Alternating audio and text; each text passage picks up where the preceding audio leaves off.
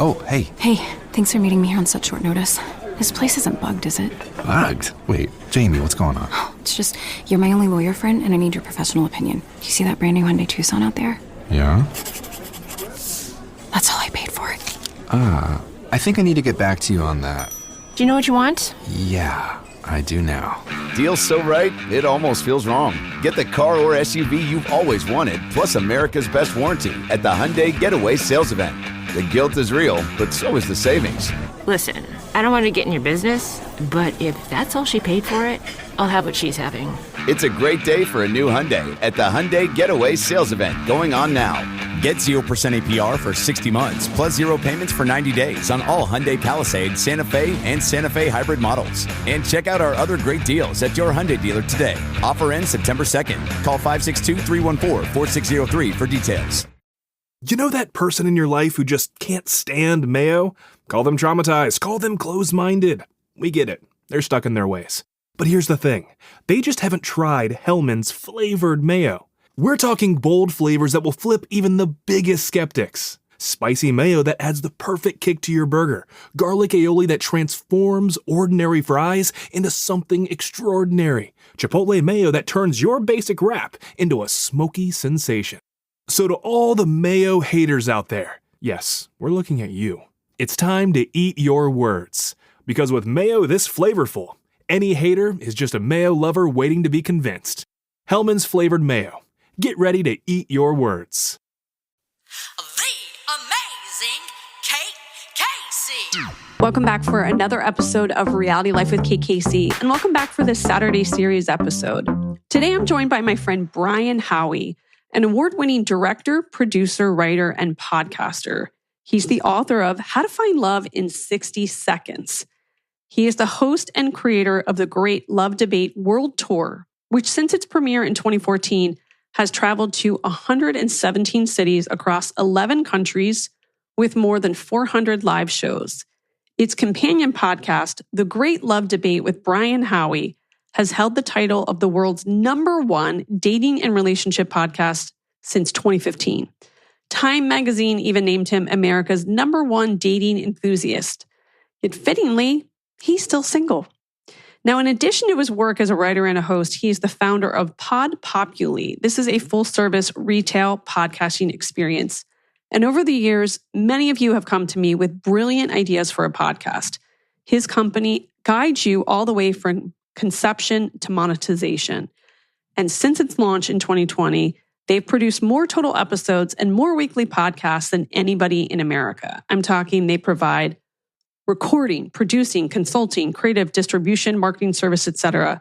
They are known as the podcast people, and they've become a true hub for podcast creativity and growth.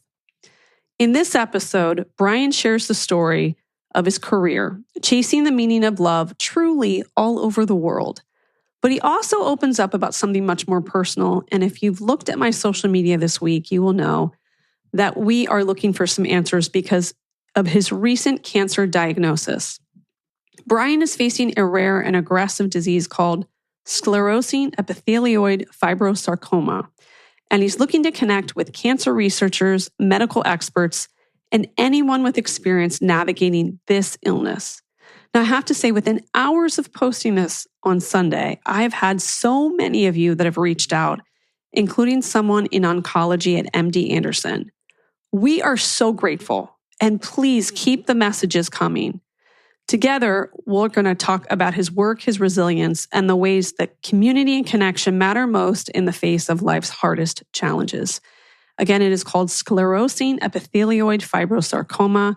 If you are someone with experience with this illness, please reach out to us.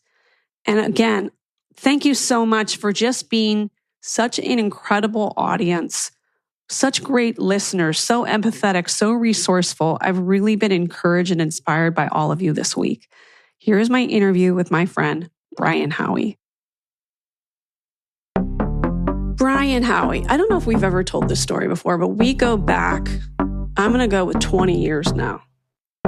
The first time I met you, you and Megan wrote me into doing press for a one-woman show for none other than Janice Dickinson. It is the reason I can be seen in the very last clip of E! True Hollywood Story Janice Dickinson because Megan organized some sort of book club for one of the books that she wrote. God help me, I read it. And it is an experience that I truly will never forget. One of the most bizarre experiences of my life.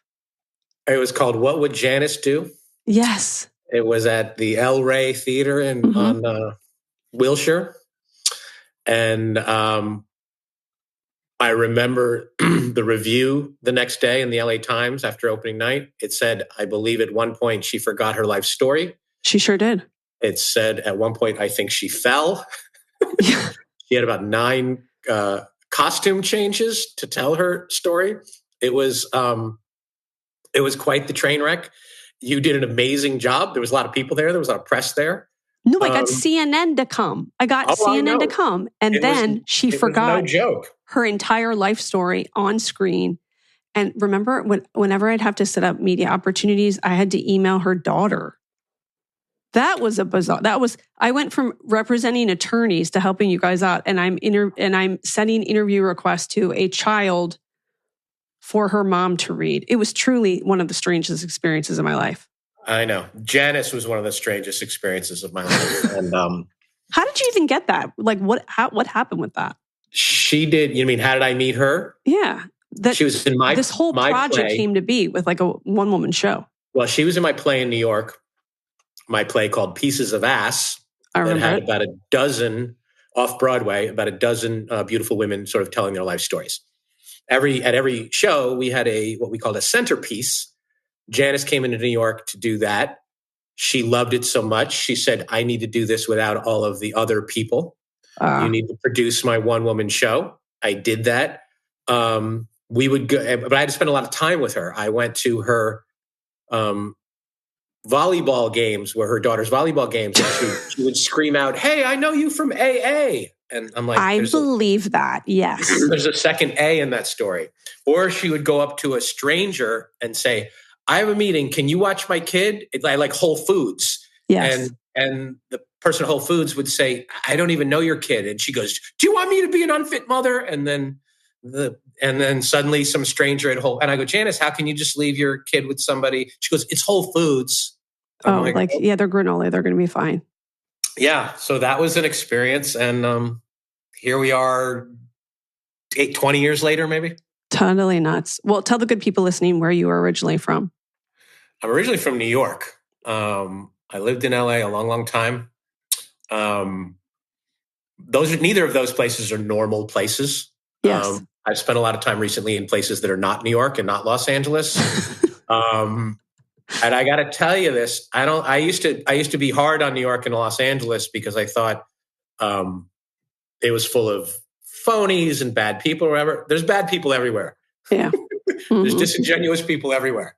So, well, New Yorkers are just more direct with you about how you're disingenuous. Well, sort of. Yeah. I've been in Florida a lot recently, and I forgot how quickly my New Yorker would come back. Yeah. I'd been in LA for 17 years. I thought that was gone. Oh, it comes right back. Oh, it sure does. Yes.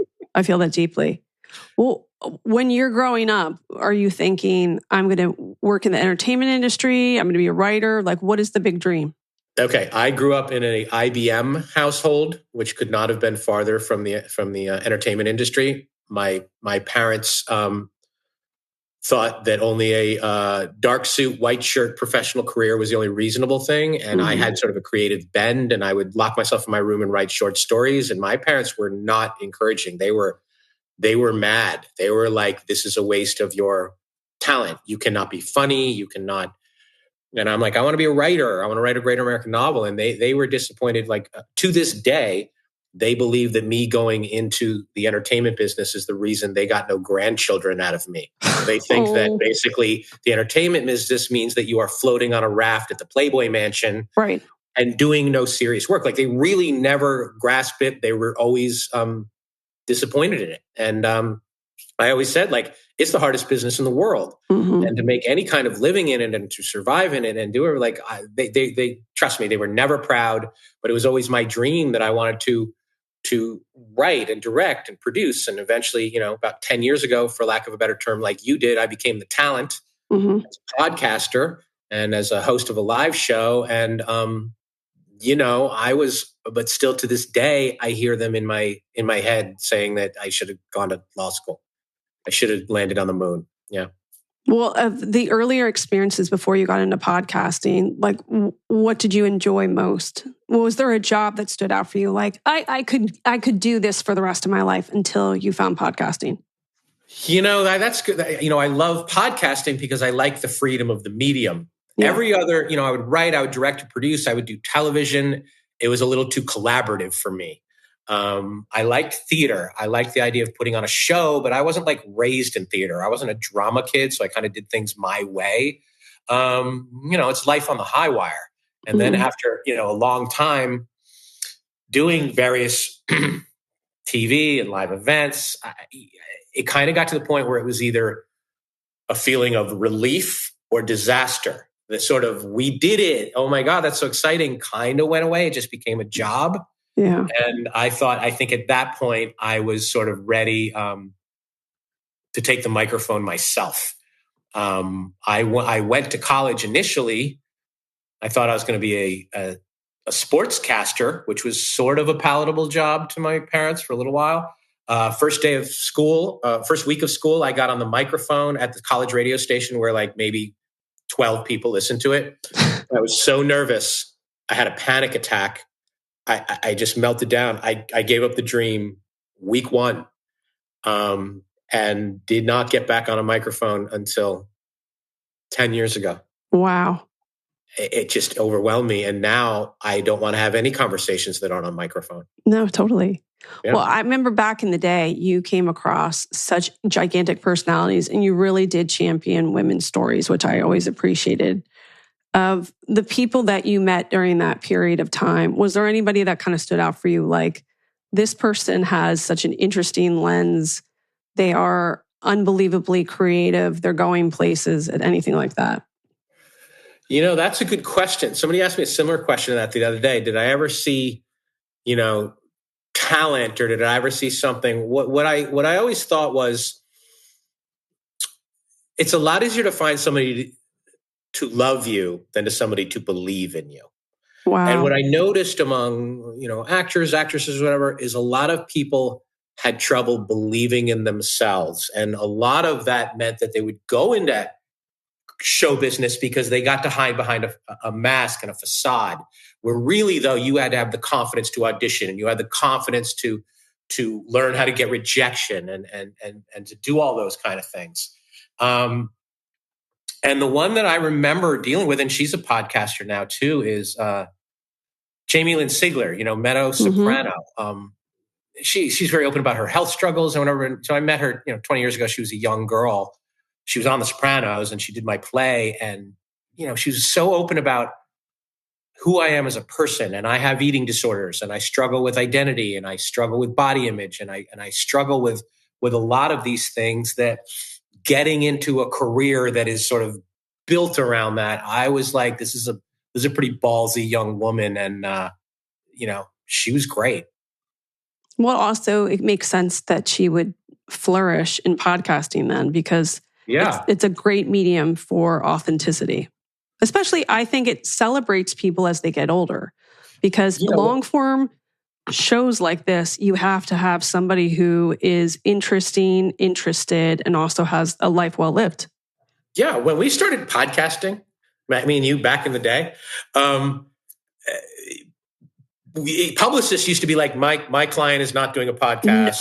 No way. There was no control, a free-flowing conversation. They were so used to being like 3 minutes on Leno, tell your joke, tell your story, tell everything, very, very contained. And the idea of now everybody's got a podcast, and it's almost a way to brand yourself and show, obviously. But for a while, that was a struggle. And the ones who really would come on and be open to it, I remember some of the guests I've had early on, and a lot of them were on my podcast were, had careers in show business. People like Suzanne Summers and Mary Lou Henner and people like that were just like, this is my time to say everything I ever wanted to say. And it was such a refreshing medium to be able to do that. I remember the first time I was on a microphone, I was at Podcast One back then. And I started out of Adam Carolla's network. And I was so used to being in Los Angeles and being in Hollywood, I would say Hollywood is a place where no happens. Yeah. So you just wait for somebody to say no. Somebody up the line, some executive would say no. And I got on the microphone to do my first few podcasts, and I kept waiting for somebody to tell me what I couldn't do. And nobody ever did that. And it was so liberating. Yeah. And it was like, oh, we can just talk. And, you know, I've done 524 episodes of my podcast today. You're way, way ahead of me. And I've never edited a word I've said, not one word. Wow. I screw up. I say things. I love the authenticity of it. I love the vulnerability of it. I don't know if it's a compliment or an insult that some people say that they know me. The version of me they know and like better is the one on my podcast than in real life. They're like, because it seems more authentic. I almost have more of a mask up in real life than I do on my podcast, which you wouldn't imagine, but you know, that's the deal.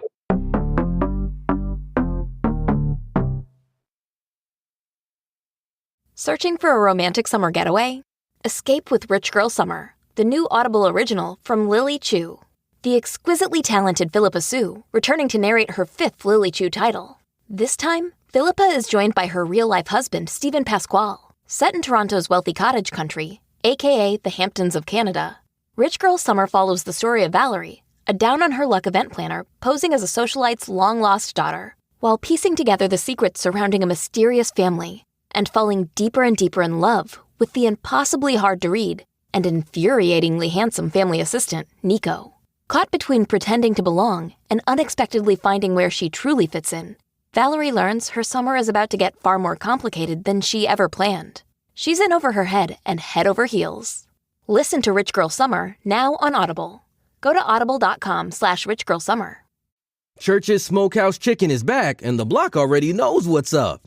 The new Smokehouse Rub hits every piece of that juicy half chicken with bold, smoky flavor that goes straight to the bone. Nobody else does it like Church's. Our recipe served up just for you. Get it in original or bring the heat with the spicy rub. Dial it up Texas style with a honey butter biscuit and a spicy jalapeno pepper on the side. The new dry rub has everybody talking. Lose yourself in the flavor of Smokehouse Chicken, starting at $5.99. Order online or in store, only at Church's. Price and participation may vary, tax extra, U.S. only. So what was the first episode that you ever did that you can recollect? So my podcast is called The Great Love Debate, and it's about love, dating, and relationships. Very early on, 3rd episode, 4th episode, something like that, I had Dr. Drew on, who at that point is finishing like his 20th year of hosting Loveline. And so for him to come on my little love podcast and not just validate it, to say, you have something here, why don't you come co-host Loveline with me? It was unbelievable. It just gave me the confidence that I'm like, oh, I can do this. I can be the talent. I can say what I want to say. I don't have to hide behind something I wrote or directed or produced. It could be me. And that really, that was really early on, and it really changed my confidence. And then after you started the Great Love Debate, I remember you would sometimes do tours, and we would always laugh at behind the scenes stories of just the lunacy that comes when you talk about love and everyone's differing opinion and who had a reputation, especially the people in reality television that you had asked to participate. I've had all the Bachelor winners. I've had all the reality stars. I've had all the Real Housewives. They've all been on my stage to do the show. You know, the sort of the through line and the great equalizer when you're talking about this stuff is that love, relationships is the one thing that everybody has experience with. They have opinion on, they have hope for, they have pain from. It's the one thing you can grab anybody and have this conversation. So the thing about the show, when we do our live shows, and I've done it in 13 countries, like I've done it all over the world. I've done it in Sydney and Tel Aviv and Montreal. And it is, no matter who you are in life, you have experienced the same thing as somebody who's 22 or somebody who's 82. And so having these sort of rollicking live town hall style discussions on this stuff, I was supposed to do one of them one time, and I've probably done 500 live shows all over the world. And it's fun. It's unbelievable. And what do you think about the age difference? Like, who gets the most fired up about the topic of love? Do you find that young people are so defensive of their opinions? Do you think that people, as they get older, they get more laid back? Is it the reverse? That's a really good point. I mean, so there's kind of different ways to slice this apple. So I've been doing it 10 years. Things have changed over the course of the 10 years. Blurring of traditional dating gender roles, technology, COVID, people wanting to know where you stand on Trump before the edamame comes. Like the Me Too has taken dating out of the workplace. Lots of things have happened. The age that has the most difficult time is women in their 50s. Oh. And that is because they are still beautiful and vibrant and all that. And either the men in their 50s and 60s have either pooped out or they lack confidence, so they go real young. They go for a young girl. Or they think they are too confident that they think they could get a 26-year-old. They got out of a marriage. They're, everybody's a little jaded, but, the most wonderful women are these women who sort of have their second act, coming out of a long marriage, starting a career, wanting to have their voice. And some of my favorite podcasters are in this category too. They are the ones who are both hopeful daters and frustrated daters. Yeah. People in their 20s don't care about it as much as we did. Mm-hmm. Not that I'm trying to put you in my age, because I'm probably a little older than you, but they just don't. They don't need to get married. They don't want to get married. They're not dating. It's kind of I think you're right. Yeah, it's not as important. But for us, it was like, this is the first step to studying the rest of our life. Yeah, and I would travel around, and it's still a little bit to this day when I would do my live show in southern cities, where it's still a little bit old fashioned. If you get to 30 and you get divorced, the marriage failed. If you get to 30 and you didn't get married, you failed. And that's still a little bit different than dating. And if you're talking about like San Francisco, New York, Boston, LA, where people are just like, I just want to maybe hang out, maybe, and what a date used to look like is different. We used to call you up and pick you up and take you out and take you home. That's not happening anymore. They don't any part of that. It's meet me, hang out. This is fun. There's my Uber. Bye. Yeah. And it's just a different mindset. But, I think we're still, wired to want to connect one-on-one. COVID time, lockdown time gave people a look at what kind of being isolated and being alone with your Netflix and your dog and your wine looked like. Some people said, okay, this is good enough for me. But a lot of people came out of that time really like, I want to connect. I want to be a part of something. And so, of all the years that you've covered this topic, what is like just a very simple difference between men and women and the way they approach love? I say that the women look for red flags and the men look for green lights. Oh. And it comes down to that. The women are fundamentally less optimistic than the men are. And I'm not sure I should blame them. Mm-hmm. The men go into it saying like, if they ask her out, they assume they're going to like her. Yeah. The women might go out with him looking for reasons not. And over the last 20 years or so, the women have gotten a little harder and the men have gotten a little softer. Mm-hmm. That needs to shake itself out over time. I think we need to take sort of one step back towards each other again. But yeah, that's the fundamental difference that I've found. People are all sort of united though by fear of being hurt, fear of being rejected, fear of all that kind of stuff. And we've also lost the ability to approach each other in real life. People really want some kind of online validation, swipe on me, message me or whatever, going up to somebody at Target and saying, hey, how are you? I really like what you're wearing. Like, that seems insane now. Yeah. You've been married a long time. I don't think you know what it's like out there. Yeah, no, you're right. Well, I have a lot of conversations with my niece and nephew in college and their group of friends. And the one thing that kind of has stood out for me is men sound very afraid of rejection. Like they don't want to put themselves out and ask on a date because they're fearful that they're just going to be slammed. And then women are just not really caught up in, I don't have a date on Friday night. It's more of like, I'll just go out with my group of friends. Yeah, I agree. The men really are. I had no idea until I started doing this how many men are carrying around pain and rejection from like high school. Yeah. Like they might have approached a girl, she might not have even noticed them, and that might even manifest itself like in their 40s, It really is a different landscape now. I had two friends of mine from college who came to my show in New York. Both had been married for 20 plus years. At the end of the show, one of them said, oh my God, thank God I'm married. This seems like a nightmare. And the other one said, I would kill it out there today. This suits my mindset or whatever. Yeah. You know, they came to a show in New York. We had the entire cast of Summer House as sort of my onstage lineup. Mm-hmm. You know, they have their own opinions on stuff, but a little bit in like real time, they're working out their strange dynamic. You know, I remember Nick Vile was on my stage with the woman he proposed to like 2 weeks after the show aired, and they broke up that night. They broke up at my show. No, we talked about it one time on the show, and I think it's maybe the reason why he's still angry. Yeah, maybe. Yeah. You know, so a lot of things happen when you sort of shake up a few hundred people and you put them in a room and you add some alcohol and some honesty, and you never know. But I'm fascinated by men and women in their 70s and 80s who are still looking to fall in love. And I'm fascinated by people in their 20s who could care less. And I don't know. Also, just to go back to the social media of it all, I mean, we used to laugh, and not me because I met my husband on Match.com, but people used to laugh at those that went on dating apps like, oh, you have to create a profile and come up with a paragraph. Essentially, everyone lives their life like that day to day with their social media profile. Like, you have to have a whole brand. We just had to have a brand when we went online to date years before. Yeah, I agree. But, you know, people are always like, oh, it's swiping. We used to do laps around the bar 50 times. Yeah, that was swiping. Yes. It was essentially the same thing. Yeah. So I don't know.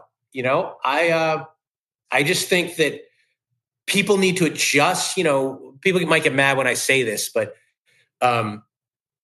physiologically, we're still, you know, boys and girls. Cavemen. And societally, we've changed things a little bit or whatever, but I still think we're wired a certain way.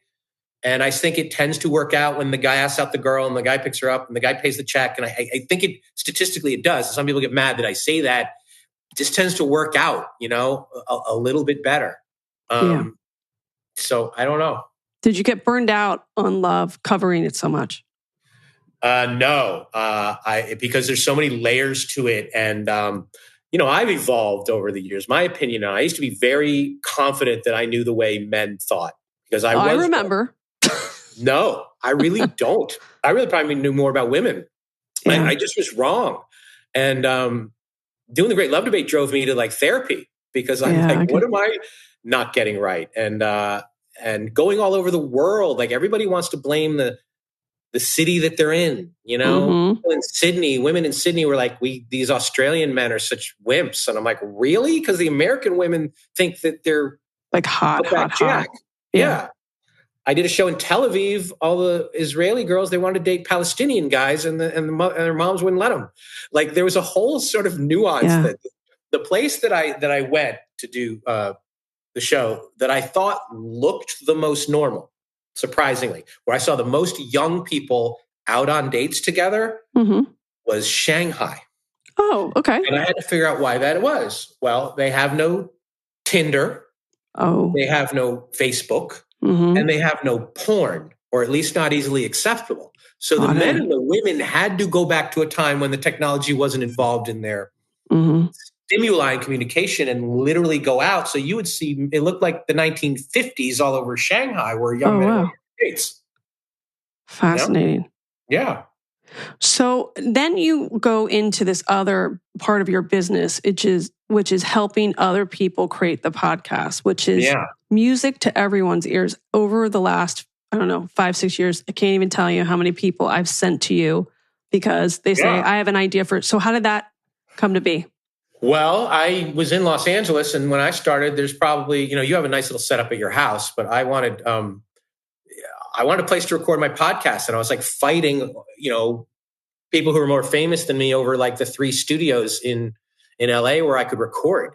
And I was lugging equipment around in my bag or whatever. And then I thought like, well, Dry Bar has a pretty good model because you guys are perfectly capable of blow drying your own hair. Right. But if you take the hard parts out, it's a much more luxurious experience. So that's what we do at my company, PodPopuli. We do hundreds of shows for people all over the world We take the hard parts out. We do the recording, the editing, the distributing, the social media, and all that stuff, so that people can really focus on the content and brand and finding their voice and sharing their message and growing their audience. And so it started selfishly for me that I wanted to figure out a way to do my own show. And it sort of grew from there because I really am passionate about the medium, and I really, love people being able to do those things.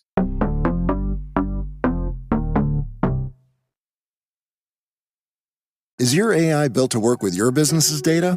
IBM helps you integrate and govern unstructured data wherever it lives, so your business can have more accurate AI instead of just more of it. Get your data ready for AI at IBM.com. Be AI built for business. IBM. Wherever you go, whatever they get into, from chill time to everyday adventures, protect your dog from parasites with Credelio Quattro. For full safety information, side effects, and warnings, visit CredeliaQuattroLabel.com. Consult your vet or call 1-888-545-5973. Ask your vet for Credelio Quattro and visit QuattroDog.com. So what's your advice to somebody who is excited about a topic and really wants to go and do it? And then not just the advice on starting one, but staying committed to it when you've been doing it for maybe 6 months? I think that early on, I think a good podcast is found at the intersection of passion and curiosity. Meaning the subject matter has to be something that you are passionate about, meaning you really love to talk about it, and it is curious about, meaning you will continue to go on a journey of discovery. It should feel like you went to brunch with people, and it should sound like, so I would say these are conversations you should be having anyway each week, and you're just recording one. That takes the burden out of what do I talk about, who I talk to, or whatever. People tend to get burned out quickly. If this is something that you love, if you really love talking about Labradoodles, and that's all that's going to lend itself a lot better than if you're doing a podcast that's like, I need to promote my real estate business. Because sometimes people get burnt out on that. And, podcasts, like anything else, it's about repetition. You got to, I'm sure you're a much better podcaster at episode 1 million or whatever than you were at 5. Everybody's capable of having a conversation, but are you capable of being a host? Can you pull things out of a guest? Can you pivot when the guest is not that interesting or not that forthcoming? That takes time. And, sometimes it's going to be uncomfortable and sometimes it's not. We've worked with a lot of kids. I do a lot of workshops and camps for young kids who want to break into, YouTube, and their parents are like, well, let's just put them on a podcast. It's safer. They're so much more confident than any of us were at that age because they're used to being filmed and they're used to being on social media and they're used to these kind of things that they're easier to work with than people who are sort of set in their ways. And some people who are podcasting, can you edit out every time I say I'm like, we can, but you say like, that's just, the more you get comfortable, the less you'll overthink it and the easier it is for you. That's so true. Yeah. I think of my younger kids and they're all kind of prone to public speak. Yeah. And you're right. It's because they're growing up in a time where that's totally normalized. Yeah. That's kind of great. What is of all the podcasts that you've worked on, what is the one idea that maybe someone came to you and you thought, all right, and then you were pleasantly surprised how much it took off? Secrets of a Sugar Daddy. Yeah, I remember that one. Yeah. And he came to me 6 years ago out of Scottsdale. I go, who's the audience for this? And he's like, there's an audience for this. And I just didn't know. I didn't know. That podcast is huge. It's smart. They're basically like, if you're going to go down the road in this lifestyle, this is sort of a guide to both people sort of being honest about it. So people who listen to that show, they're voyeurs, married people entertain, like that show is huge in a lot of places around the world. I had no idea. I'm just like, I don't know. This is not my thing, but it's really entertaining. And he was just sort of a regular guy and he's a contractor. So he wasn't like a showbiz person. He wasn't very flashy. He wasn't, he didn't seem that rich. He was just like a regular guy who'd been burned in marriage and trying an alternative lifestyle. And now he has a giant podcast. So there is something really so cool about that too, is that there's there are a population of people who had first chapter careers. Yeah. Who the entertainment industry might have said, you're too old, you're too late, you're not talented enough to put your foot into this industry. And they've just flipped it upside down. Yeah, he's got, Netflix talking to him about it. He gets interviewed on stuff all the time. He didn't have this background. You learn things from that podcast. You learn what a Splenda daddy is. You know what a Splenda daddy is? No, what is that? Somebody who doesn't really have a lot of money. They can fake it for like 3 dates to girls, but they can't sustain it long term. It's a fake sugar daddy. There's ways that the transaction. So if the girl wants more money, she usually says, God, my phone bill is so expensive this month. It's like $4,700. Let me help you with that. Got it. Yeah, because I sometimes marvel, and I know I've had conversations with other women about it, that there are a number of women who seem to be very good at finessing a life in which they get things paid for or gifts. And they're just very clever like that. Well, I agree. I'd say a lot of these young people, a lot of the girls in their 20s, they're like, I would rather just go out with a rich guy, three times a month and deal with that than some, they don't care that much about falling in love. So like, let me just find this as my side job, but there are people, the problem with the lifestyle though, people are getting involved in this. The men are really not paying for sex. They're not paying for companionship. They are paying the girl to like them. They're paying for the time. They're basically saying, these girls won't go out with me in real life. I'm paying to have a captive audience where I can get an audition to be this, and they're willing to pay for that. Yeah. That's the way they justify it. They're like, I can't just go, I'm socially awkward. I'm wealthy. I need the opportunity. And they think that by being a sugar daddy, they're getting opportunity they wouldn't otherwise normally have. And I'm like, you could develop some social skills, but that's me. Yeah, because the woman is like, hey, Brian, I was thinking about you. I just saw this green purse and it would look so good on my arm. Yeah. And they're like, oh my God, she texts me. There's all sorts of scams like, hey, I'd love to come see you for the weekend. Send me the money. I'll book my own plane ticket. They never see him again. Like there's a lot of that. Or from the woman's side, from the girl's side of it, they're worried that once it becomes a steady thing and they're relying on the 10 grand a month, that they might get fired. They might get replaced. Right. So there's a lot of stress in that world that I learned about. So, well, that sounds horrible. Secrets of a sugar daddy, everybody. But overall, wouldn't you say it has surprised you how much the conversation about love continues to be interesting? And to your earlier point of like, you got to talk about something that you have a curiosity and you're always learning. I mean, it seems just as interesting today as it was the first week. Absolutely. I mean, it's the one thing that nobody has the answers to. I always kind of laugh at people that call themselves dating experts and love gurus and all this kind of stuff. I'm like, at best, what works for you, and you might know a fraction of the stuff. I always say it's like parenting experts, to be quite honest. Yeah, my job as a podcaster is to raise the questions, not find the answers. Through the act of raising the questions, you're going to find a lot of the answers, but that's sort of the reaction to the action. Right. If you can raise these questions over and over and over, you're going to discover something new every single day. That actually makes me laugh. Like people come to me for parenting advice, and I always say, why would you ask me? I have no idea. Do you remember when you were going to do that podcast and you were going to use the picture when you were on my couch with a bunch of the kids? People still freak out about that picture. I had the whole clan. But the podcast is going to be you giving advice to parents when you don't have children. Yes, I thought that was actually really funny. It's still a good idea, the non-parent's guide to parenting. Especially during COVID, I had a lot of opinions, but too many people were just pissed off, like, shut up. You do not know what you're talking about. I know, but it is funny. Well, catch everybody up right now about what's going on. And people may have seen that I posted earlier this week that we were looking for anybody who is a cancer researcher, expert, who has insight into rare forms of sarcoma.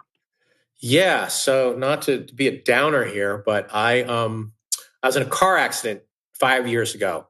Really bad car accident. I was in the back of a lift going to LAX. I broke 20 bones. I broke 13 ribs. Breaking 13 ribs is so painful that I didn't know that I broke my leg for a month because my ribs hurt so much. Wow. But anyway, 12 of those ribs healed. One didn't. One always kept bothering me. And it turns out it's like one of those stories where somebody bangs their head and they find a brain tumor. Well, that accident and my rib not healing found a very rare soft tissue cancer that originated in my eighth rib and has since burst through the eighth rib and is not just incredibly painful. It's something that they don't necessarily have a treatment for, much less a cure. The only treatment that they're recommending is a very radical, let's cut out half of his rib cage like a slab of meat. And well, that's where my mind went right away. Yeah. They're like, they can't just cut out the spot. They have to cut out like a 6x8 side of my rib and hopefully put some titanium in it. Now, so any kind of rib things are very hard to deal with to begin with because the ribs are always moving. Mm-hmm. Can't just replace it. And so for this, they're going to try and remove some of the damaged bone, but they're not very confident that gets the cancer out. So I'm kind of in a position where I'm like, ugh, if we're going to do this surgery, it better work for the cancer and not just work to get rid of broken bone. So I'm, casting out a big net, and you have been absolutely an angel in helping me put the word out. A tumor board has met like 3 different times with like 20 specialists around the country, and they're all like, we've never seen this before. Mm-hmm. So I hear some of the fringe answers. I see some of the doctors. You hooked me up with somebody at MD Anderson. They called me right before. Awesome. I got on the podcast. I'm dealing with Cleveland Clinic, which is very good. Mayo Clinic is very good. But again, you hear the stories of somebody just, drank some baking soda and they were fine, or they went on a hike and they were fine. And, right. I'm trying to find a way to avoid this very bad surgery, but I don't think there's any way around it. But part of this is me saying, hey, let's share ideas for anybody mm-hmm. who's got something going on, and look for alternative answers and stuff. But yeah, so you hear the word cancer, and then you hear the word sarcoma, and then there's people always ask me exactly what it is. I can't even pronounce it or remember it. It's so long of what it is, and there's really no history of this happening in the location that I have it. So I'm just kind of trying to feel better. People are like, you look fine, and I'm like, because I'm not really doing any treatment. My pain and my damage is on the inside. I still have all my hair. Right. And so it's something I never thought I'd have to deal with, but everybody says that, Of course. And it really is unbelievable how resourceful people are. I just put that out, on Sunday? Oh, how yeah. many people responded? How many great people come forward with the best insight? Isn't it amazing? Hundreds of people, and it's touched everybody in some way. And I said before, love and dating is something that everybody's experienced with. It's sad that how many people have experience with a loved one or a family member or friend who's had cancer. And fortunately, my whole life, I don't think I was one of those people. It hadn't really touched me until I got it. Mm-hmm. And people are really thinking outside the box and looking for answers, and, everything from, what about ivermectin? What about eating blueberries? What about LED treatment? What about, pure chemo? Like, everything is a possibility. I have to weigh through all that, but mostly, like I said, people just throwing out ideas and recommendations, and talk to this guy, and meditation helped him. And, have you seen this movie? Have you read this book? And yeah, it's been a learning experience. You never want to say it's been an amazing experience in a good way, but it really has. People care, people love, people share. People help. It's been awesome. Yeah, I think you're right. It is. It's just really very heartwarming to see how many people really are eager to help. So I'm going to post another post so that people have information. They can send it over our way. But if people want to follow you and reach out to you, where can they follow you? Go to greatlovedebate.com. You can email me, greatlovedebate@gmail.com. You can, all the socials, Great Love Debate. That's the easiest way to remember. You can always track me down, Brian Howie, Howie, track me down that way. But go through Great Love Debate portals and socials. That's the best way to find me, and listen to the Great Love Debate podcast. Love you, Brian. This was awesome. I always appreciate you, and I'm so proud of you. And when I talk about people that I know who really understand this medium and how to make something out of it and take what they are passionate and curious about, you're always the first name that comes up. Well, you're like, who else cares about reality TV like this lunatic? She's still going. But it wasn't, you started with, sort of the reality niche. the way you've gotten into the docuseries and the crime Yeah, you have stuff, to expand, yeah. You really did expand versus just breaking down casts of Survivor, you know? God help me. Yes. All right. Well, thank you. Thank you. The amazing Kate Casey. I want to thank my great guest, Brian Howie, and remind all of you to make sure that you click subscribe and please leave a 5-star review.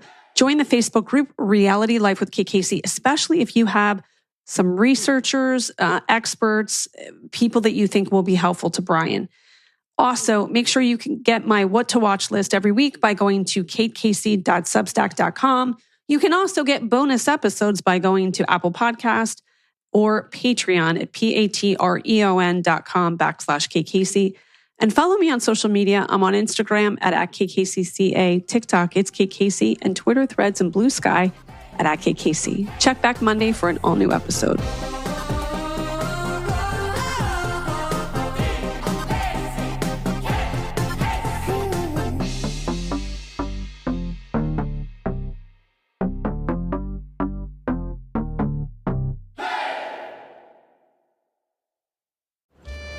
Packages by Expedia.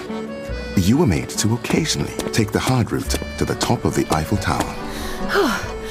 We were made to easily bundle your trip. Expedia, made to travel.